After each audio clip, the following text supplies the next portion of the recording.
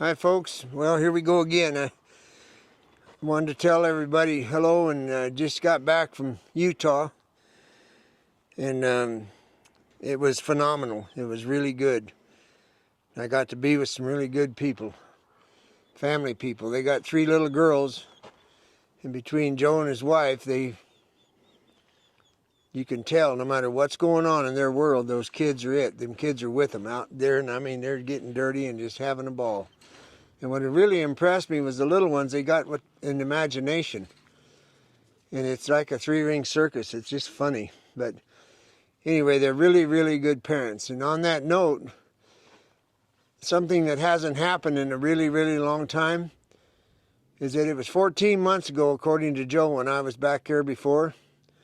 And since that time, his 5-year-old gelding, Hancock bred, is now a California spade-bit horse because of his dedication and wanting it. Now the word wanting it, he can explain all this more than I can, but it's about the brain and how bad you want something. Well, he wanted it, and he got it done because it was all him. I gave him some pieces before I left, and there was one thing when I got up there this time we need to straighten out, and I'm going to share it with you because it never dawned on me. He thought that in self-carriage and collection, his horse's head had to be up out of the withers and higher because that's the way Chinaco's is. Well, the fact is, it isn't going to happen. He's got a quarter horse with a throat latch big, and the pole of his horse needs to be level with the top of his saddle horn. And once I explained to him the genetics and showed him a picture of Chinaco bridled up, which you've probably seen, and animated, the way his feet come off the ground, it's not the same scenario. It's a different breed. It's all about genetics. So anyway, he was a real relief to him because he's been trying to get that, and once he knew that it was not it, then he was on his way. So I rode his horse, and it was like a day off. It was phenomenal. It's a very, very humbling experience when you have somebody that wants it and they get it, and it in fact is done because you set on it. So he's the second one in all these years. And I don't know if that's a reflection on my teaching or what, but I don't care. Anyway, congratulations, Joe. And he's only got like 15 things going on at the exact same time. And on that note, he didn't ride every day. He didn't ride that horse every day. He wasn't out doctoring yearlings. He's running a school for bull riding, which is right on the property, and he's got plenty of desert to show him, but he spends most of his time right there at the headquarters. And the moral of the story is that you need to work them, and you try to work them 3 days a week, but that doesn't always happen. And he got it done in spite of that. So what time he did spend, obviously, was quality time. So today, I'm going to show you on the ground, rear end, front end. And the reason I'm showing you is for Logan, my friend up there, that is going to learn about the feel. And I think it'll help a lot of people to separate the forehand from the hindquarter. So that's what today's lesson is going to be. I want to mention one thing on Joe Frost. He has a YouTube channel, which everybody should go take a look at, called Frost Legacy. Yeah, Frost and I Legacy. think you'll really enjoy that channel. You get to see his kids, and you're going to see it take off because it's real. And he's like me, he just tells it like it is. And it's interesting, and it's kind of fun to watch because you get to see young people. And I'm real encouraged because lately we've been getting a lot of communication from young people, so that's really good news. Do you want to give a shout out to Francesco in Italy? Francesco in Italy, you're doing good, partner. It's it's one of our goals is to meet you, or you come and stay with us next year when you Maybe come both. over. And the other thing is, I got to make the triple announcement because they're going to do a procedure on me. And so we had to change the dates of our White City out of Medford, Oregon clinic. So the new dates are the 26th, 27th, and 28th of September, not the 21st. So I just need you to know that. I got to get some plumbing work done, and I couldn't afford a... And Kim and Randy were good enough to be flexible and let us come a week later, so we really appreciate that. Yep. I couldn't afford a plumber, so I got a doctor to do it. But that's what's going on. So anyway, I'm going to be coming towards Deb with this, and I'll show you what this is about. And it starts off mechanical, and it crosses over to feel. Okay.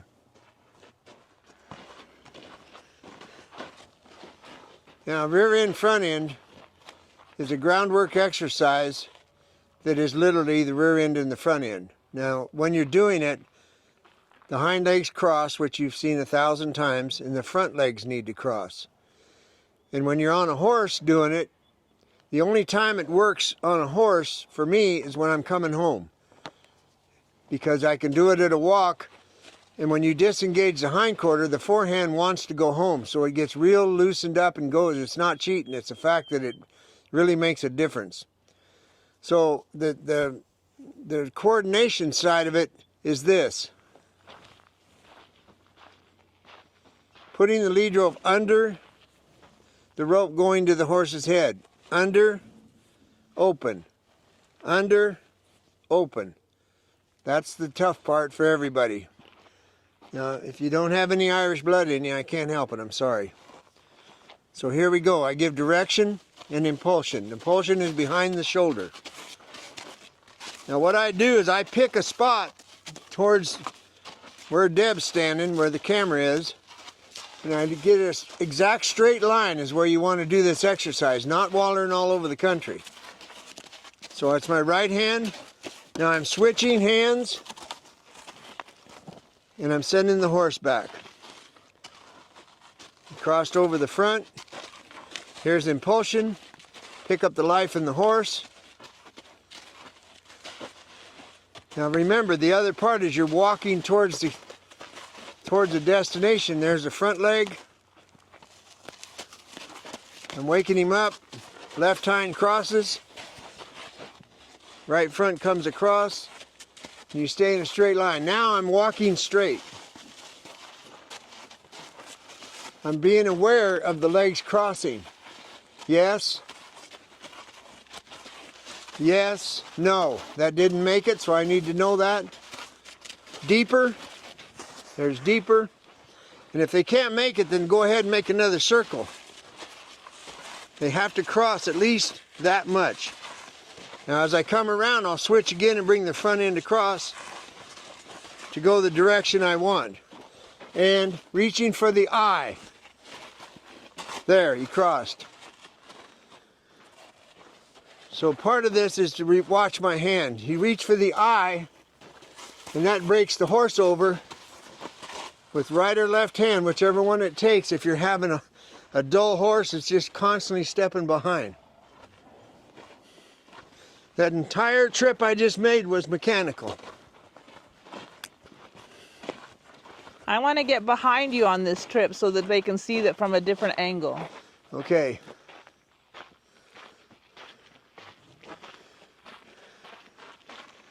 Now I know my horse is blocking the view here, but you're going to see a metal pipe post down there, and that's what I'm aiming for. So I'll start him in the circle, pick up the life in him. Now I'm thinking about that post. I'm going to raise my hand, disengage the hindquarter, bring the front end across, disengage the hindquarter, and I'm walking towards the pipe. I need to move my horse over. Hindquarter, forehand.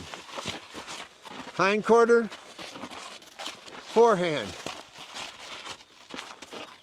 That's how it's done, okay? I think that made a lot more sense visually. Then I'm going to offer a feel. And when I say there, that means the horse is moving off of a feel and not the mechanics of me pulling the rope around.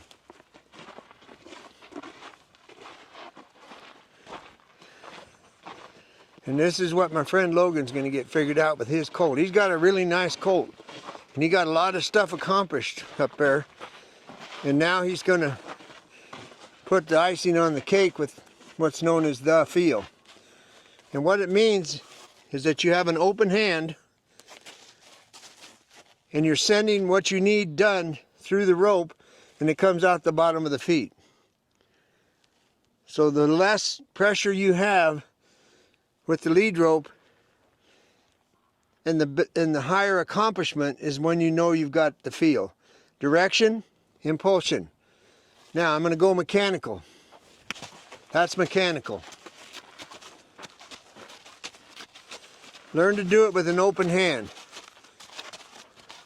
Switching, hindquarter, and forehand. Switching, hindquarter, forehand. I'm not getting a feel yet. Right there, that's a feel. Hindquarter, that's a feel. When I don't have to swing my rope, it's going to be all feel. Horse knows what to do. I hope you can see it change as I'm going. So you build on that until the horse is simply floating towards the direction that you want to go. But remember, the feet have to be moving towards the target. It's not standing still, so you're doing a couple things at the same time. So when the horse gets it, and you get on his back and do it coming home from a ride, as soon as he connects the dots, you'll just feel him float his front end around. And it's really nice. So that's what that was about. Deb, what do you want to add? I know you want to add something. Well, I think I added it with I think one of the things when you're doing it, it's like when your horse passes you barely, it's all the timing of knowing not to let your horse go too far past your shoulder or past your shoulder at all. And when he is in that zone, he's about to step and disengage his hindquarters, that's when you can travel forward. Okay, I agree with you. So let's do it again. Okay. And just remember what Deb just said.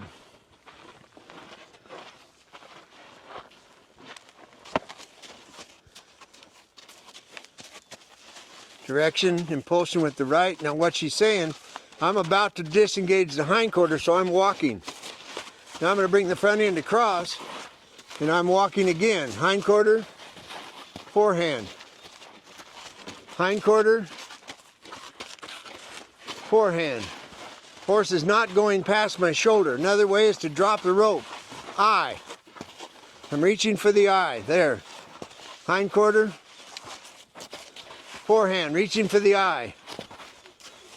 So you're like stepping into the hindquarters. Yeah, the stepping forward, the word into the hindquarter is not exactly correct. I step towards the hindquarter, but I'm walking in a straight line. Got it. Because if I keep going to the hindquarter, I'm going to end up going crooked. Right. I haven't got a complete feel on this exercise. But when I say the word there, I'm transitioning to the whole thing being feel. So when you're done, this is done with your seat bones on the back of the horse and your skeleton. Now he's picking up with more energy now because he's onto it. Here's the hindquarter we were talking about. I'm walking straight. There's the forehand. Here's the hindquarter. Move your leg over. There's hindquarter, forehand. Hindquarter, forehand. Hindquarter. I'm walking faster now because I'm raising the bar.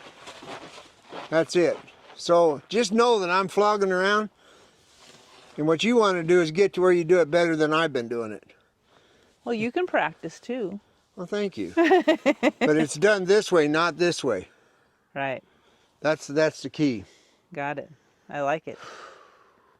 This is an exercise that used to absolutely bring tears when we were doing clinics. And whatever reason, like Deb said, people couldn't figure out separating the front from the back. Yeah, and when to move forward and they'd end up going in a circle instead of disengaging the hindquarter then the forehand over. Yeah. They just walk around a circle because it couldn't get clear. Okay, you can't hurt nothing on the ground except getting your foot stepped on. You can't teach this to a horse from their back if you don't know how to do it. Right. So this is first. The end result, coming home on the trail ride or making a circle, Yep. that's second. Right. Don't waller around out there and tip your horse over and fold him up like a lawn chair. Get it done on the ground first. And you would be doing it probably on a young horse in a snaffle or a bosal, correct? Either one. And then when you're in the bridle, you just better have simply this down. move your skeleton. You better have this done by then. Which you will, because 98% of a bridle horse is made in a bosal. And once again, I want to congratulate Joe, and any of you that know him, please congratulate him, because And please head over to his channel.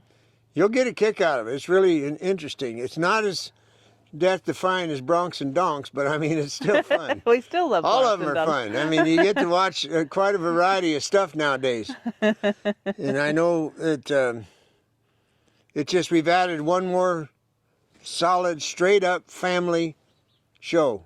Yeah. Because you watch them little girls, and I'll guarantee you they're going to be winning the world at something someday because of their parents. Okay, thank you. Bueno.